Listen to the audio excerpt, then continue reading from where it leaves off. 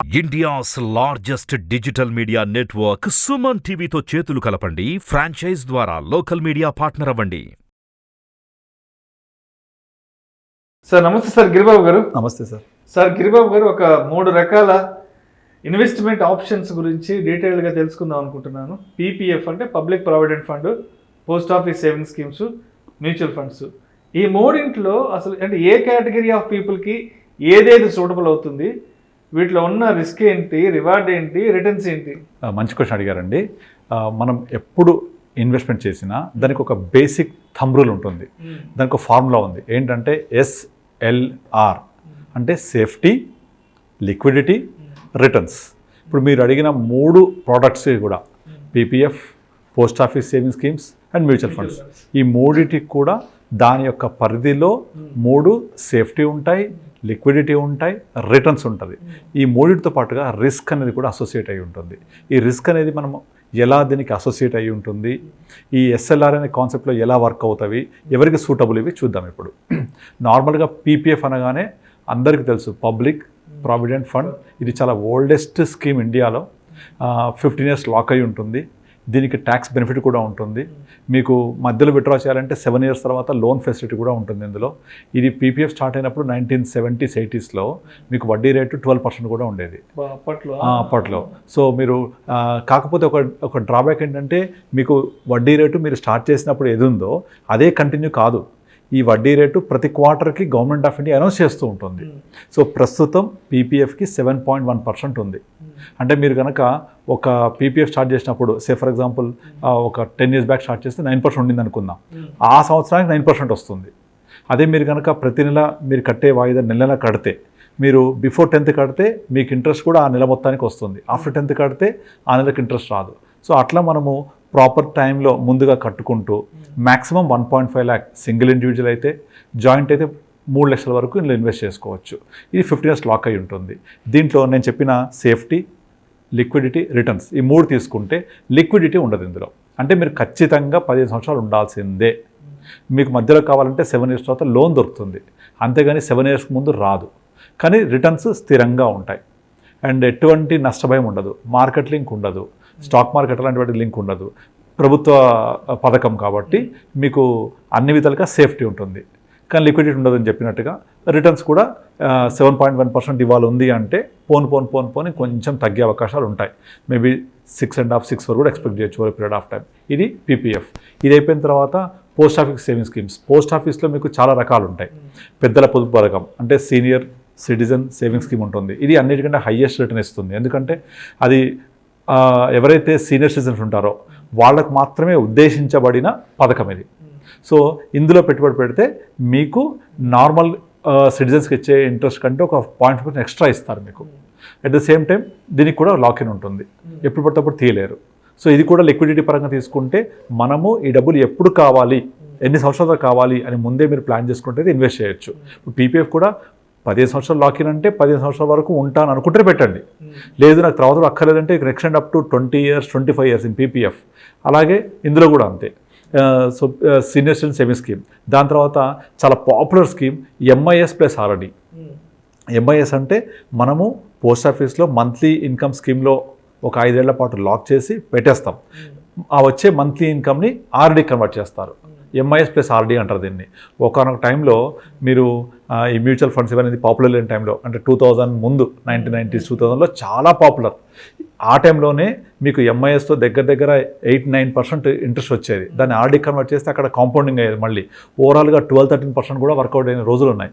Even మా అత్తయ్య ఒక ఆమె రెగ్యులర్గా చేస్తుంటుంది ఇందులో. ఆమె 9.5-10% తీసుకున్న రోజులు కూడా ఉన్నాయి. ఇప్పుడు తగ్గిపోయాయి ఇంట్రెస్ట్ రేట్స్.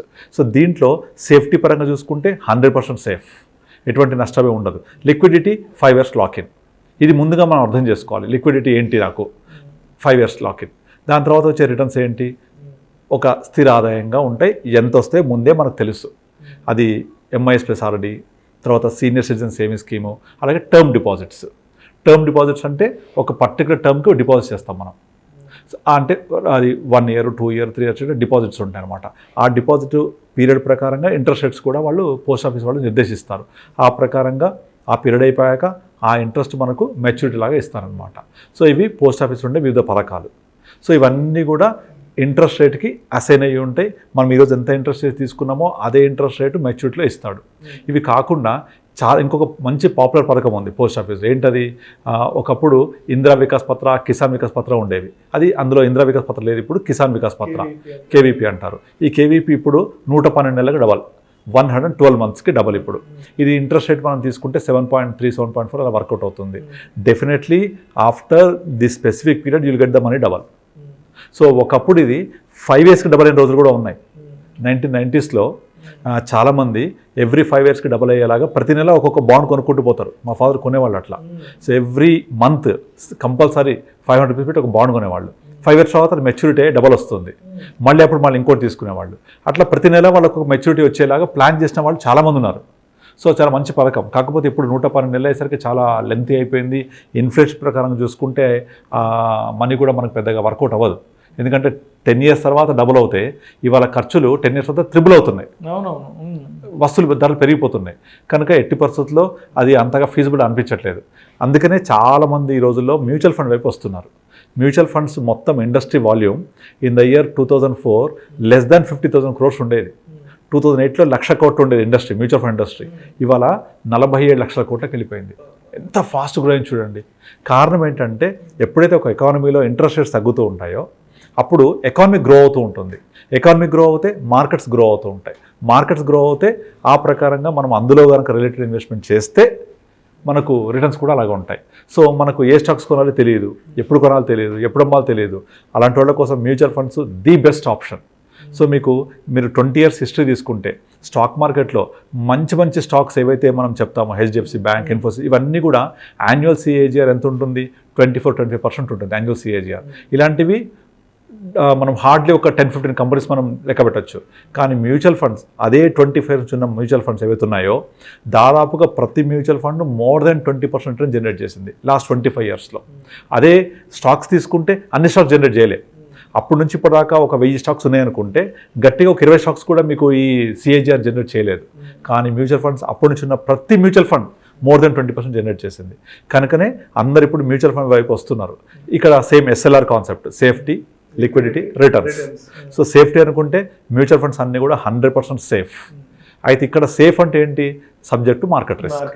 అది ఇక్కడ సేఫ్ అనే అర్థం. అది లిక్విడిటీ, లిక్విడిటీ ఉంటుంది. ఈఎల్ఎస్ఎస్ అంటే ఈక్విటీ లింక్డ్ సేవింగ్ స్కీమ్ అయితేనే 3 years లాక్-ఇన్. అదర్వైజ్ మీకు ఎటువంటి లాక్ ఉండదు. ఓన్లీ 1 year ఎగ్జిట్ రోడ్ మాత్రం ఉంటుంది కొన్ని ఫండ్స్కి, కొన్నిటికి అది కూడా ఉండదు. లిక్విడిటీ, రిటర్న్స్ ఆన్ అన్ యావరేజ్గా మీరు 12-15% లాంగర్ పీరియడ్లో ఎక్స్పెక్ట్ చేయొచ్చు. షార్ట్ పీరియడ్లో ఎక్స్పెక్ట్ చేయకూడదు. మ్యూచువల్ ఫండ్స్ అంటే మినిమం ఒక 3 to 5 years ఉండాలి. అలా ఉండేటైతే రావాలి. సో నాకు 3 years దాకా వద్దు ఈ డబ్బులు అంటే ఎస్ఐపి చేయండి, లంసమ్ చేయండి. సో లిక్విడిటీ మీకు ఎప్పుడు కావాలి అర్థమవుతోంది. రిటర్న్స్ మంచిగా ఉంటాయి. Safety subject to market risk. అయితే ఈ సబ్జెక్ట్ టు మార్కెట్ రిస్క్ అనేదాన్ని మనం మార్కెట్ పడిపోతే నాది పడిపోతుంది, నేను లాస్ అవుతానని అనుకోవద్దు. మనము స్టాక్ మార్కెట్ ఒడిదుడుకుని అర్థం చేసుకొని ఇందులో ఇన్వెస్ట్ చేయాలి. ఫర్ ఎగ్జాంపుల్ ఎస్ఐపి చేయండి, systematic investment plan. Every month మనం పెడుతూ పోతుంటాం. అందులో మార్కెట్ పడ్డా ఇన్వెస్ట్ అవుద్ది, పెరిగినా ఇన్వెస్ట్ అవుద్ది. సో రూపీ కాస్ట్ యావరేజ్ అవుతుంది.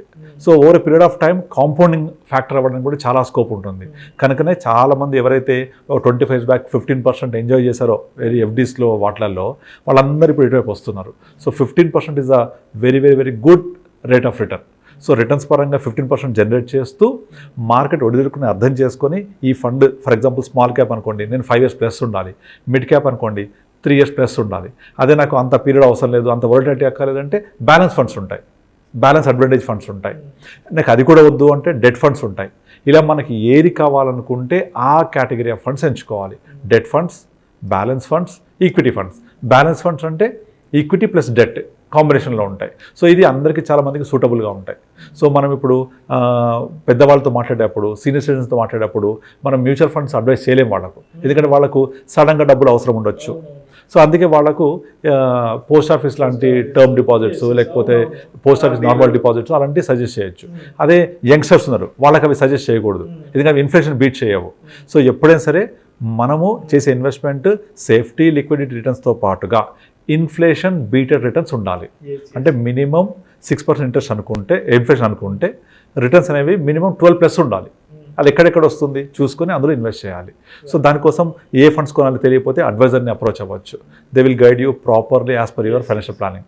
కనుక మీరు అడిగిన పీపీఎఫ్, పోస్ట్ ఆఫీస్, మ్యూచువల్ ఫండ్స్లో 3 కూడా చాలా మంచి ప్రోడక్ట్స్. అది depends on the need, goal, మనకి ఏది అవసరం ఏంటో మీ వయసు బట్టి బట్టి మీరు ఇలా అర్థం చేసుకుంటున్నారు. కొంతమంది మార్కెట్, ఫర్ ఎగ్జాంపుల్ కోవిడ్ టైంలో ఎవరైతే మార్కెట్ పడ్డది అని భయపడి తీసేశారో నోషనల్ లాస్ని యాక్చువల్ లాస్ చేసేసుకున్నారు వాళ్ళు. అంటే కొంత ఇన్వెస్ట్ చేశారు, ముందే తగ్గింది, అరే పడిపోతుంది భయంతో తీసేశారు, సో లాస్ వచ్చింది వాళ్ళకు. అలా కాకుండా భయపడకుండా మార్కెట్ ఫ్యూచర్ పెరుగుద్ది, నాకు ఇప్పుడు అక్కర్లే డబ్బు అని ఇన్వెస్ట్ చేశారో వాళ్ళకు 3 years తర్వాత మల్టీఫోల్డ్ రిటర్న్స్ వచ్చాయి. మోర్ దెన్ 3 times వచ్చిన ఫండ్స్ చాలా ఉన్నాయి. సో ఇంత ఎనార్మస్ గ్రోత్ అనేది మనం చూసాం. కనుక మార్కెట్ దాని పాటుకు అది పెరుగుతూ పడుతూ అది వెళ్తూనే ఉంటుంది. మనం ఎలా బిహేవ్ చేస్తున్నాం ఈ మార్కెట్ తోటి, మనం ఎలా అర్థం చేసుకుంటున్నాం, ఇన్వెస్ట్ చేయాలా వద్దా, సేఫ్టీగా ఎక్కడుంది, ఏ ఫండ్స్ బాగున్నాయి, సో నేను ఎప్పుడు తీసుకోవాలి డబ్బులు అనే దాన్ని బట్టి మనం ఇన్వెస్ట్ చేసుకోవాలి. సో మన బిహేవియర్ బట్టే మన రిటర్న్స్ ఉంటాయి. ఇద్దరు ఒకే టైంలో ఇన్వెస్ట్ చేసినప్పుడు ఇద్దరికి ఒకేలాంటి రిటర్న్స్ వస్తాయి, ఎప్పుడు ఒకేలాంటి పీరియడ్ ఉంటే మార్కెట్లో, అవునా కదా. సో అంతేగాని కొంతమంది ఏం చేస్తారు, నాకు మార్కెట్ అంటే భయం అవుతుంది, పడిపోద్దేమో, ఇజ్రాయెల్ యుద్ధం వచ్చింది మొత్తం కుప్పకూలిపోతుంది, ప్రపంచ యుద్ధంగా మారిపోద్ది అని తీసేస్తే నష్టపోతాం. పర్లేదు, యుద్ధం వచ్చినా కూడా అది కొంతకాలం ఉంటుంది, నా గోల్ ఇప్పుడు కాదు, నేను 2035 దాకా ఉంటాను, నా రిటైర్మెంట్ చాలా ఇంకా లాంగ్ టర్మ్ ఉంది అనుకుంటే యూజ్ ది ఆపర్చునిటీ. మీడియా కూడా ఎప్పుడు కూడా మార్కెట్ పడిన దాని గురించి ఎక్కువ రాస్తుంది, పెరిగే దాని గురించి ఎక్కువ రాయరు. ఇప్పుడు యుద్ధం వచ్చింది, మార్కెట్ కుప్పకూలింది, బట్ దాని నెక్స్ట్ 2 days మొత్తం రికవరీ అయిపోయింది. సో అది మార్కెట్ నేచర్, అది అర్థం చేసుకోవాలి. కనుక మన కాన్సెప్ట్ సేఫ్టీ, లిక్విడిటీ, రిటర్న్స్లో సేఫ్టీ ఉంటుంది, లిక్విడిటీ ఉంటుంది. Returns subject to market risk. ఆ మార్కెట్ ఒడిదుడుకుని నేను అర్థం చేసుకుంటాను, నేను అర్థం చేసుకొని మార్కెట్ పడినప్పుడు పెట్టాలి, పెరిగినప్పుడు తప్పకుండా నాకు రిటర్న్స్ ఇస్తుంది అని అర్థం చేసుకుంటే మ్యూచువల్ ఫండ్స్ అందరికంటే చాలా బెటర్. ఇవి అర్థం చేసుకోకపోతే పోస్ట్ ఆఫీస్ లేదా పీపీఎఫ్ అలాంటి వాటిలో వెళ్ళొచ్చు. అండ్ 3 కూడా ట్యాక్స్ బెనిఫిట్ పొందొచ్చు మనం. మ్యూచువల్ ఫండ్స్లో కూడా ఈఎల్ఎస్ఎస్ పథకాలు ఉంటాయి. ఈఎల్ఎస్ పథకాలు ఇన్వెస్ట్ చేస్తే మనకు 3 years లాక్-ఇన్ ఉంటాయి. అవి కూడా మోర్ దెన్ 10-12% రిటర్న్ జనరేట్ చేస్తాయి, చాలా మంచి రిటర్న్స్ ఇస్తాయి. ఓకే, సో ఈ 3 పథకాల గురించి మనము ఎక్స్ప్లెయిన్ చేసాం. Thank you sir. Thank you అండి. యా.